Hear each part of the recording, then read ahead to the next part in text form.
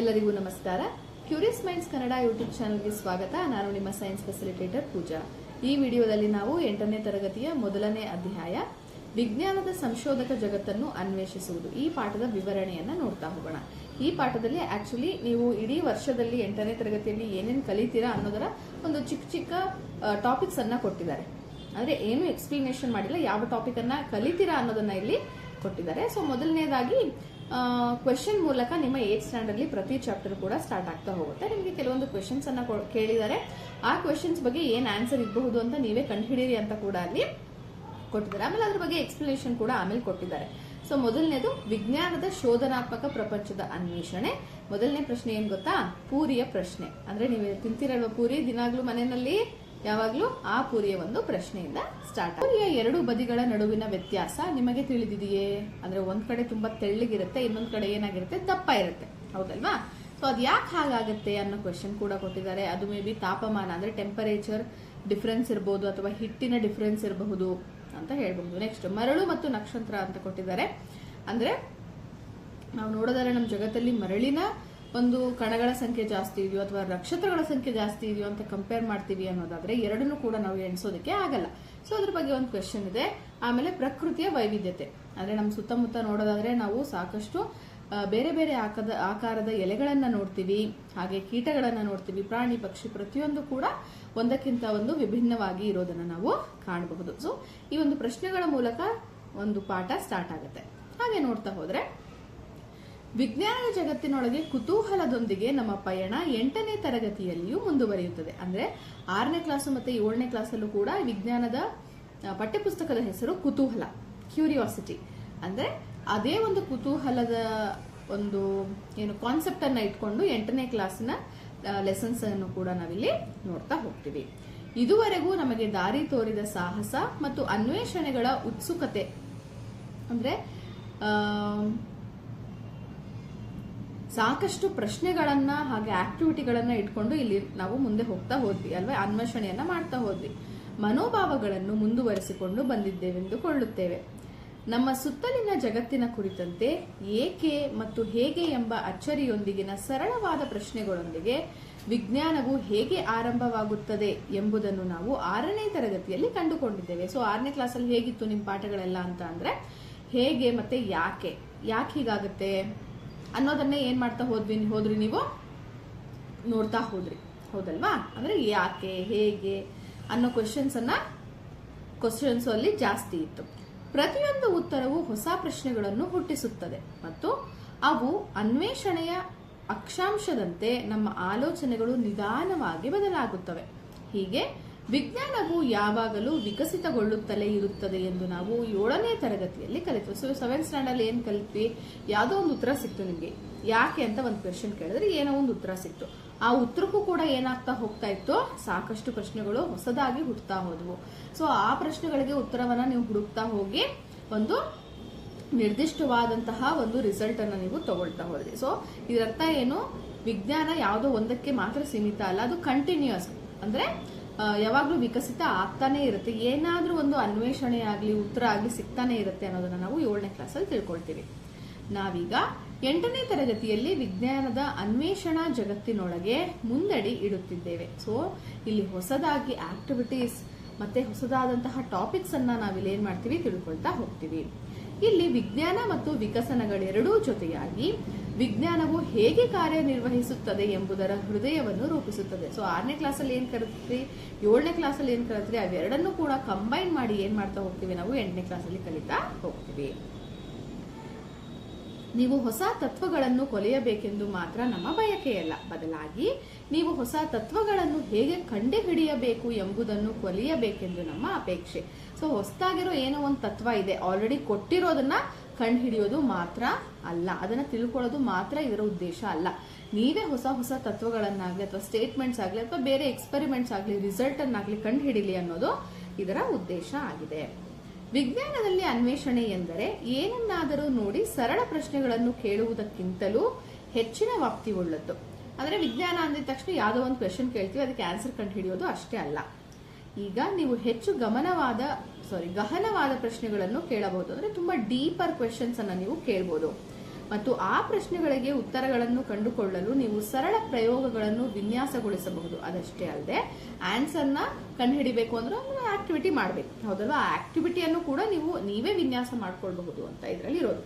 ಮತ್ತು ನಿಮ್ಮ ಅವಲೋಕನಗಳನ್ನು ಬಳಸಿಕೊಂಡು ನಿಮ್ಮ ಅರಿವನ್ನು ಸುಧಾರಿಸಿಕೊಳ್ಳಬಹುದು. ಒಂದು ಪ್ರಶ್ನೆ ಇರುತ್ತೆ, ಅದಕ್ಕೆ ಉತ್ತರ ಕಂಡುಹಿಡಿಯೋದಕ್ಕೆ ಆಕ್ಟಿವಿಟಿ ಮಾಡ್ತೀರಾ, ಆಕ್ಟಿವಿಟಿ ಮಾಡ್ತಿದ್ದಂಗೆ ನಿಮ್ಗೆ ಉತ್ತರ ಸಿಗುತ್ತೆ. ಆ ಅವಲೋಕನಗಳನ್ನ ನೀವು ತಿಳ್ಕೊಂಡು ಏನ್ ಮಾಡ್ತೀರಾ, ನೀವು ನಿಮಗೆ ಗೊತ್ತಿರುವಂತಹ ವಿಷಯಗಳನ್ನ ಜಾಸ್ತಿ ತಿಳ್ಕೊಳ್ತಾ ಹೋಗ್ತೀರಾ.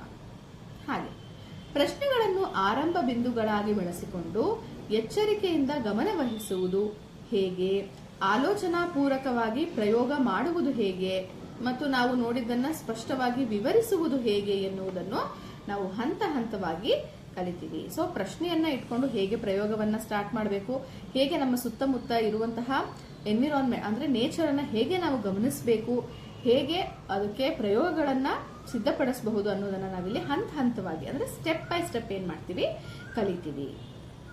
ಹೀಗೆ ಮಾಡುವಾಗ ನೀವು ಕೇವಲ ಕಲಿಕಾರ್ಥಿಗಳಲ್ಲ. ಉದಾಹರಣೆಗೆ ದೈನಂದಿನ ಬದುಕಿನಲ್ಲಿ ಗಮನಿಸುವ ಹಿಟ್ಟು ಏಕೆ ಉಬ್ಬುತ್ತದೆ ಅಂದ್ರೆ ಹಿಟ್ಟು ಕಲಸಿಟ್ಟಿರ್ತೀರ, ಗೋಧಿ ಹಿಟ್ಟಾಗಿರ್ಬೋದು, ಚಪಾತಿ ಮಾಡೋದಕ್ಕೆ ಸ್ವಲ್ಪ ಹೊತ್ತಾದ್ಮೇಲೆ ಅದೇನಾಗುತ್ತೆ, ಸ್ವಲ್ಪ ಉಬ್ಬಿರುತ್ತೆ. ಅದು ಯಾಕೆ ಎಂಬಲ್ಲಿಂದ ಆರಂಭಿಸಿ ಭೂಮಿ ಮತ್ತು ಆಕಾಶದ ಬೃಹತ್ ರಹಸ್ಯಗಳವರೆಗೆ ಮತ್ತು ಜಗತ್ತು ಬಣ್ಣನಾಗುತ್ತಿದೆಯೇ ಎಂಬುವವರೆಗಿನ ವಿಶಾಲ ವ್ಯಾಪ್ತಿಯನ್ನು ಹೊಂದಿರುವ ವಾಸ್ತವ ಜಗತ್ತಿನ ಸಮಸ್ಯೆಗಳಿಗೆ ಪರಿಹಾರಗಳನ್ನು ಅನ್ವೇಷಿಸುವ ಅನ್ವೇಷಕರು ಹೌದು. ಸೊ ಇದೆಲ್ಲ ಎಕ್ಸ್ಪೆರಿಮೆಂಟ್ಸ್ ಮಾಡುವಾಗ ನೀವು ಕಲಿಕಾರ್ಥಿಗಳಷ್ಟಿಲ್ಲ, ಕಲಿಯೋದಷ್ಟೇ ನಿಮ್ಮ ಕೆಲಸ ಅಲ್ಲದೇನೆ ಏನಾದ್ರೂ ಒಂದು ಹೊಸದಾಗಿ ಅನ್ವೇಷಿಸೋದನ್ನು ಕೂಡ ನೀವೇನ್ ಮಾಡ್ತೀರಾ, ಅನ್ವೇಷಿಸ್ತಾ ಹೋಗ್ತೀರಾ. ಅಂದ್ರೆ ಯುವ ವಿಜ್ಞಾನಿಗಳು ಕೂಡ ನೀವು ಆಗಿರ್ತೀರಾ.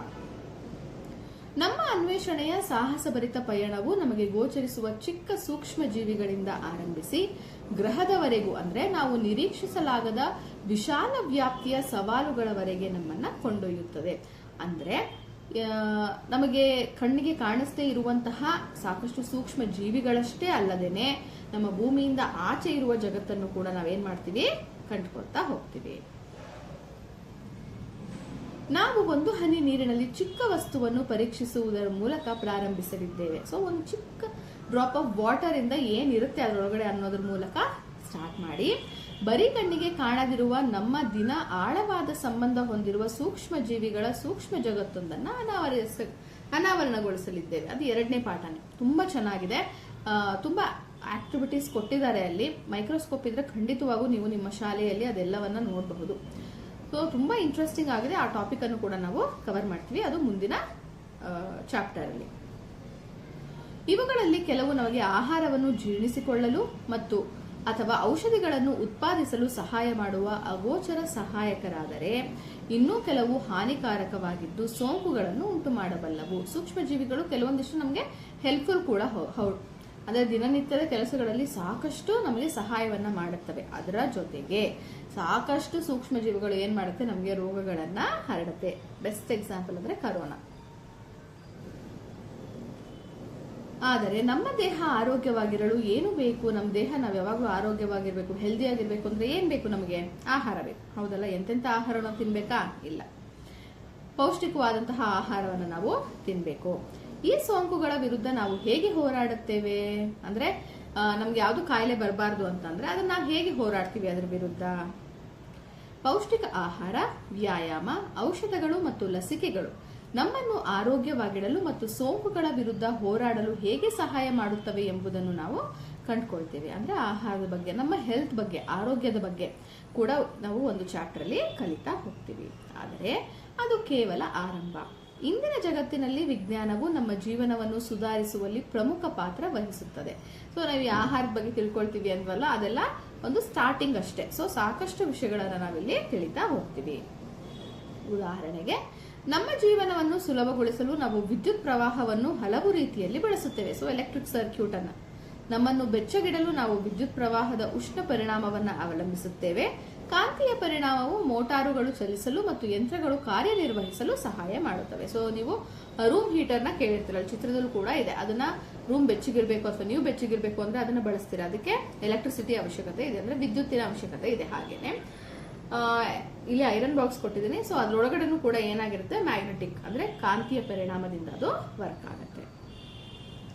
ಗಾಳಿಯಲ್ಲಿ ಎಸೆದ ಚೆಂಡು ಏಕೆ ನೆಲಕ್ಕೆ ಬೀಳುತ್ತದೆ ಅಥವಾ ಬ್ರೇಕ್ ಹಾಕಿದಾಗ ಕಾರು ಯಾಕೆ ನಿಲ್ಲುತ್ತದೆ ಎಂಬುದನ್ನು ವಿವರಿಸಲು ಬಲಗಳ ಬಗೆಗಿನ ತಿಳುವಳಿಕೆ ಸಹಾಯ ಮಾಡುತ್ತದೆ. ಅಂದ್ರೆ ಪ್ರೆಷರ್, ಫೋರ್ಸ್, ಇದು ನಮ್ಮನ್ನು ಒತ್ತಡದ ಕಲ್ಪನೆಯತ್ತಲೂ ಕೊಂಡೊಯ್ಯುತ್ತದೆ. ಸೊ ಪ್ರೆಷರ್ ನ ಒಂದು ಒತ್ತಡ ಅಂದ್ರೆ ಪ್ರೆಷರ್. ಸೊ ಅದರ ಕಾನ್ಸೆಪ್ಟ್ ಅನ್ನು ಕೂಡ ನಾವಿಲ್ಲಿ ಕ್ಲಾರಿಫೈ ಮಾಡ್ಕೊಳ್ತಾ ಹೋಗ್ತೀವಿ. ಅಂದರೆ ಒಂದು ವಸ್ತುವಿನ ಮೇಲೆ ಬಲವು ಹೇಗೆ ಹಂಚಿ ಹೋಗಿದೆ ಎಂಬುದರ ಬಗ್ಗೆ ಮತ್ತು ಬಲ ಮತ್ತು ಒತ್ತಡದ ಇದೇ ಪರಿಕಲ್ಪನೆಯು ಗಾಳಿಯು ಹೇಗೆ ಚಲಿಸುತ್ತದೆ ಎಂಬುದನ್ನು ಸಹ ನಿರ್ಧರಿಸುತ್ತದೆ. ಸೊ ನಾವು ಫೋರ್ಸ್ ಅನ್ನ ಬಲದ ಬಗ್ಗೆ ತಿಳ್ಕೊಳ್ತಾ ಹೋದಂಗೆ ಪ್ರೆಷರ್ ಬಗ್ಗೆನೂ ತಿಳ್ಕೊಳ್ತೀವಿ. ಪ್ರೆಷರ್ ಬಗ್ಗೆ ತಿಳ್ಕೊಳ್ತಾ ಹೋದಂಗೆ ಗಾಳಿ ಹೇಗೆ ಚಲಿಸುತ್ತೆ ಅನ್ನೋದ್ರ ಬಗ್ಗೆ ಕೂಡ ನಾವಿಲ್ಲಿ ತಿಳ್ಕೊಳ್ತಾ ಹೋಗ್ತೀವಿ. ಒತ್ತಡದಲ್ಲಿನ ಸಣ್ಣ ವ್ಯತ್ಯಾಸವು ತಂಗಾಳಿಗೆ ಕಾರಣವಾದರೆ ಬಲವಾದ ಒತ್ತಡದ ವ್ಯತ್ಯಾಸವು ಬಿರುಗಾಳಿ ಮತ್ತು ಚಂಡಮಾರುತಗಳಿಗೂ ಕೂಡ ಕಾರಣ ಆಗಬಹುದು. ಸೊ ಗಾಳಿಯ ಚಲಿಸುವಿಕೆ ನಮಗೆ ತಂಗಾಳಿಯನ್ನು ನೀಡಬಹುದು ಅಥವಾ ಚಂಡಮಾರುತವನ್ನು ಕೂಡ ನೀಡಬಹುದು. ಆದ್ದರಿಂದ ಈ ಬಲಗಳು ನಮ್ಮ ದೈನಂದಿನ ಜೀವನ, ಕೃಷಿ ಮತ್ತು ನಮ್ಮ ಸುರಕ್ಷತೆಯ ಮೇಲೂ ಪರಿಣಾಮ ಬೀರುವ ಬಿರುಗಾಳಿಗಳು ಮತ್ತು ಚಂಡಮಾರುತಗಳಂತಹ ಪ್ರಬಲ ಹವಾಮಾನ ಘಟಕಗಳಿಗೆ ಸಂಬಂಧಿಸಿದೆ. ಸೊ ಫೋರ್ಸ್ ಕೂಡ ಏನಾಗುತ್ತೆ, ಗಾಳಿ ಹೇಗೆ ಚಲಿಸುತ್ತೆ, ತಂಗಾಳಿ ಆಗುತ್ತಾ, ಬಿರುಗಾಳಿ ಆಗುತ್ತಾ ಅಥವಾ ಚಂಡಮಾರುತನೇ ಆಗುತ್ತಾ ಅನ್ನೋದು ಕೂಡ ಆ ಒಂದು ಒತ್ತಡದ ಮೇಲೆ ಅಥವಾ ಬಲದ ಮೇಲೆ ನಿರ್ಧಾರ ಆಗತ್ತೆ. ಗಾಳಿಯು ಹೇಗೆ ಒತ್ತಡವನ್ನು ಉಂಟು ಮಾಡಬಲ್ಲದು ಅಥವಾ ನೀರು ನಿರ್ದಿಷ್ಟ ತಾಪಮಾನದಲ್ಲಿ ಏಕೆ ಕುದಿಯುತ್ತದೆ ಎಂಬುದನ್ನು ನಿಜವಾಗಿಯೂ ಅರ್ಥ ಮಾಡಿಕೊಳ್ಳಲು ನಾವು ಈ ವಸ್ತುಗಳನ್ನು ಸೂಕ್ಷ್ಮವಾಗಿ ಗಮನಿಸಬೇಕು. ಅದೊಂದೇ ಅಂತಲ್ಲ, ನಮ್ಮ ಸುತ್ತಮುತ್ತ ಏನೇನು ಆಗ್ತಾ ಇದೆ ಅಂತ ತಿಳ್ಕೊಬೇಕಂದ್ರೆ ಅದನ್ನ ಸೂಕ್ಷ್ಮವಾಗಿ ನಾವು ಯಾವಾಗಲೂ ಕೂಡ ಅದನ್ನ ಗಮನಿಸ್ತಾನೆ ಇರಬೇಕು. ಮತ್ತು ಅವು ಯಾವ ರೀತಿಯ ಕಣಗಳಿಂದ ಮಾಡಲ್ಪಟ್ಟಿವೆ ಅನ್ನೋದು ಕೂಡ ನೀವು ತಿಳ್ಕೊಬೇಕು. ನಿಮಗೆ ಗೊತ್ತಿದೆ, ಆಲ್ರೆಡಿ 5th ಸ್ಟ್ಯಾಂಡರ್ಡ್ ಇಂದ ನೀವು ಓದಿದಿರಾ ಇದನ್ನ, ಸ್ಟೇಟ್ಸ್ ಆಫ್ ಮ್ಯಾಟರ್ ಅಲ್ವಾ, ಘನ, ದ್ರವ, ಅನಿಲ, solid, liquid and gas. So ಅದರಲ್ಲಿರುವಂತಹ ಪಾರ್ಟಿಕಲ್ಸ್ ಅಂದ್ರೆ ವಸ್ತುಗಳು ಅಥವಾ ಹೇಗೆ ಅದು ಅರೇಂಜ್ ಆಗಿದೆ ಅನ್ನೋದನ್ನ ನೀವು ಕಣಗಳಿಂದ ಆಗಿದೆ ಅನ್ನೋದನ್ನ ತಿಳ್ಕೊಳ್ಬೇಕು. ಆ ಚಿತ್ರದಲ್ಲಿ ನೀವು ನೋಡ್ತಾ ಇದ್ದೀರಾ. ಮತ್ತು ಅವು ಹೇಗೆ ಸುತ್ತಲೂ ಚಲಿಸುತ್ತವೆ ಎಂಬುದನ್ನು ಕೂಡ ನೀವು ಅದನ್ನ ನೋಡ್ಬೇಕಾಗತ್ತೆ. ನಮ್ಮ ಸುತ್ತಲಿರುವ ಪ್ರತಿಯೊಂದು ವಸ್ತುವು ಸೂಕ್ಷ್ಮ ಕಣಗಳಿಂದ ಮಾಡಲ್ಪಟ್ಟಿದೆ. ಅಂದ್ರೆ ಸೂಕ್ಷ್ಮ ಕಣ ಅಂದ್ರೆ ಅವು ನಮ್ಮ ಕಣ್ಣಿಗೆ ಕಾಣಿಸೋದಿಲ್ಲ, ಅಂತಹ ಒಂದು ಕಣಗಳಿಂದ ಅದು ಮಾಡಲ್ಪಟ್ಟಿದೆ. ಘನಸ್ಥಿತಿಯಲ್ಲಿರುವಾಗ ಈ ಕಣಗಳು ಹೆಚ್ಚು ಚಲಿಸಲು ಸಾಧ್ಯವಿಲ್ಲ. ಅಂದ್ರೆ ಸಾಲಿಡ್ ಆಬ್ವಿಯಸ್ಲಿ ಹಿಂಗಿರುತ್ತೆ, ಇದು ಒಂದು ಕಣ, ಇದು ಒಂದು ಕಣ ಅನ್ಕೊಂಡ್ರೆ ಹೀಗೆ ಕೂಡಿರುತ್ತೆ. ಸೊ ಅದು ಜಾಸ್ತಿ ಚಲಿಸೋದಕ್ಕೆ ಸಾಧ್ಯ ಆಗಲ್ಲ. ಆದ್ರೆ ಲಿಕ್ವಿಡ್ ಅಂದ್ರೆ ದ್ರವ ರೂಪದಲ್ಲಿದ್ದಾಗ ಅದು ಆರಾಮವಾಗಿ ಏನ್ ಮಾಡ್ಬೋದು, ಇಷ್ಟರ ಮಟ್ಟಿಗಾದ್ರೂ ನಾವು ಏನ್ ಮಾಡ್ಬೋದು, ಚಲಿಸಬಹುದು. ಅದೇ ಅನಿಲ ಸ್ಥಿತಿ ಅಂದ್ರೆ ತುಂಬಾ ದೂರ ಇರುತ್ತೆ, ಅವು ಹೇಗ್ ಬೇಕಾದ್ರೂ ಏನಾಗ್ಬೋದು, ಆರಾಮಾಗಿ ಚಲಿಸಬಹುದು. ಸೊ ಅನಿಲಗಳಲ್ಲಿ ಅವು ಮುಕ್ತವಾಗಿ ಚಲಿಸಬಹುದು. ಮುಕ್ತವಾಗಿ ಅಂದ್ರೆ ಎಲ್ಲಿ ಬೇಕಾದ್ರಲ್ಲಿ ಈಸಿಯಾಗಿ ಅವು ಏನ್ ಮಾಡಬಹುದು, ಚಲಿಸಬಹುದು. ನಮ್ಮ ಸುತ್ತಲಿರುವ ವಸ್ತುಗಳನ್ನು ವರ್ಗೀಕರಿಸುವುದು ವಿಜ್ಞಾನದ ಒಂದು ಪ್ರಮುಖ ಗುಣವಾಗಿದೆ. ಸೊ ನಮ್ಮ ಸುತ್ತ ಇರೋದನ್ನ ಏನ್ ಮಾಡ್ತಾ ಹೋಗ್ತೀವಿ, ನಾವು ವರ್ಗೀಕರಿಸ್ತಾ ಹೋಗ್ತೀವಿ, ಕ್ಲಾಸಿಫೈ ಮಾಡ್ತಾ ಹೋಗ್ತೀವಿ. ನಮ್ಮ ಸುತ್ತಲಿರುವ ವಸ್ತುಗಳನ್ನು ನಾವು ಧಾತುಗಳು, ಸಂಯುಕ್ತಗಳು ಮತ್ತು ಮಿಶ್ರಣಗಳು ಎಂದು ವರ್ಗೀಕರಿಸಬಹುದು. ಧಾತುಗಳು ಅಂದ್ರೆ ಅದು ಶುದ್ಧ ವಸ್ತುಗಳು, ಅಂದ್ರೆ ಅದು ಒಂದರಿಂದ ಮಾತ್ರ ಆಗಿರುತ್ತೆ. ಎಕ್ಸಾಂಪಲ್ ಆಕ್ಸಿಜನ್, ಕಾರ್ಬನ್, ನೈಟ್ರೋಜನ್, ಚಿನ್ನ, ಬೆಳ್ಳಿ ಅದೆಲ್ಲ ಒಂದೇ ಒಂದು ವಸ್ತುವಿನಿಂದ ಮಾಡಲ್ಪಟ್ಟಿದೆ.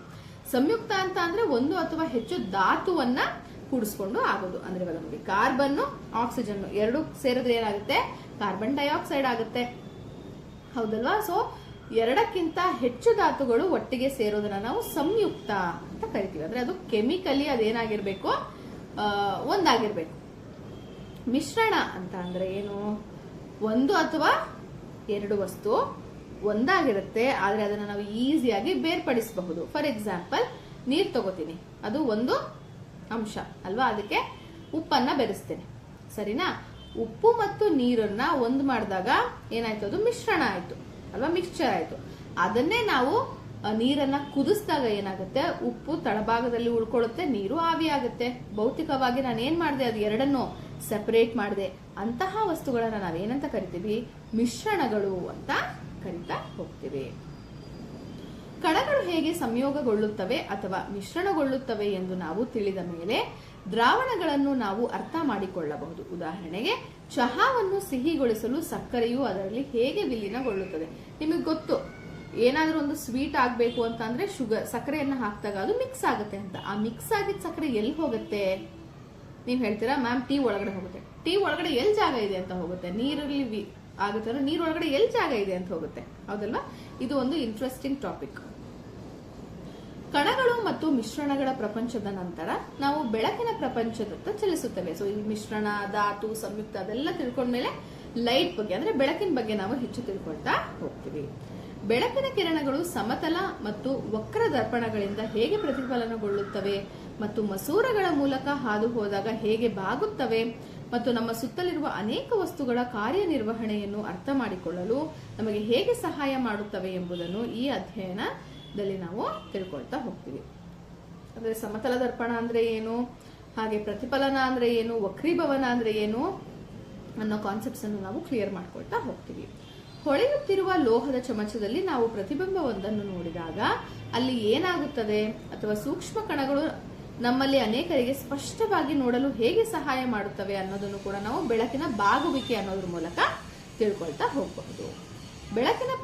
ಬೆಳಕನ್ನು ಪ್ರತಿಫಲಿಸುವುದು ಕೇವಲ ಹೊಳಪಾದ ಕನ್ನಡಿ ಅಲ್ಲ. ಒಂದು ಕನ್ನಡಿ ಇದ್ರೆ ಮಾತ್ರ ಏನಾಗಲ್ಲ, ಅದು ಪ್ರತಿಫಲನವನ್ನ ಹೊಂದಲ್ಲ. ಅದ್ರ ಬದಲಾಗಿ ಒರಟಾದ ಮೇಲ್ಮೈಗಳು ಸಹ ಬೆಳಕನ್ನ ಪ್ರತಿಫಲಿಸುತ್ತವೆ ಮತ್ತು ಚಂದ್ರನೂ ಸಹ ಹಾಗೆಯೇ ಮಾಡುತ್ತಾನೆ. ನಿಮ್ಮೆಲ್ರಿಗೂ ಗೊತ್ತು, ಚಂದ್ರ ಅದಕ್ಕೆ ತನ್ನದೇ ಆದಂತಹ ಬೆಳಕು ಇಲ್ಲ, ಸ್ವಂತ ಬೆಳಕು ಇಲ್ಲ. ಅದೇನ್ ಮಾಡುತ್ತೆ, ಸೂರ್ಯನ ಬೆಳಕನ್ನ, ಇದು ಚಂದ್ರ ಅನ್ಕೊಳ್ಳಿ, ಸೂರ್ಯ ಅಂದ್ರೆ ಸೂರ್ಯನ ಬೆಳಕು ಚಂದ್ರನ ಮೇಲೆ ಬಿದ್ದಾಗ ಅದರ ಮೇಲ್ಮೈಯಿಂದ ಏನಾಗುತ್ತೆ, ಅದು ವಾಪಸ್ಸು ನಮಗೆ ಪ್ರತಿಫಲಿಸಿ ಬರುತ್ತೆ.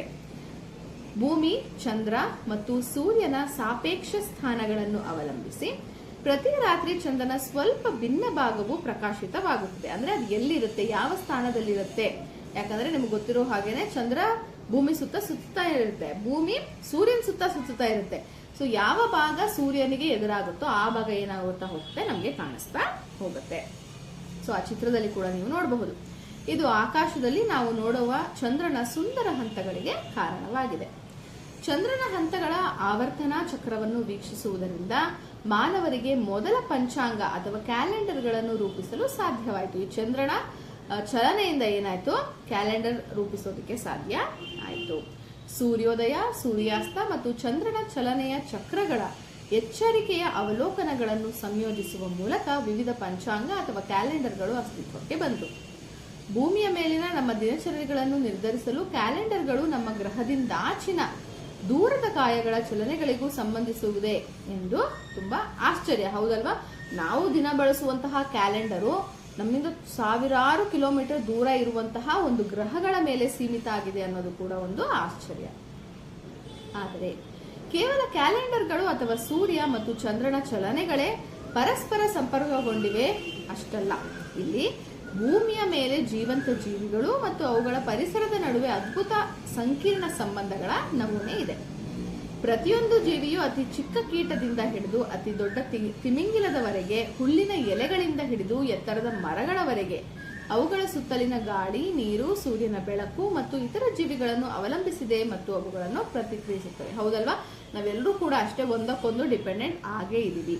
ಪ್ರಾಣಿಗಳು ಸಸ್ಯಗಳ ಮೇಲೆ, ಸಸ್ಯಗಳು ಪ್ರಾಣಿಗಳ ಮೇಲೆ, ಪ್ರತಿಯೊಂದ್ರ ಮೇಲೂ ನಾವೇನಾಗ್ತಾ ಹೋಗ್ತಾ ಇದ್ದೀವಿ, ಅವಲಂಬನೆಯನ್ನ ಹೊಂದ್ತಾ ಹೋಗ್ತಾ ಇದ್ದೀವಿ.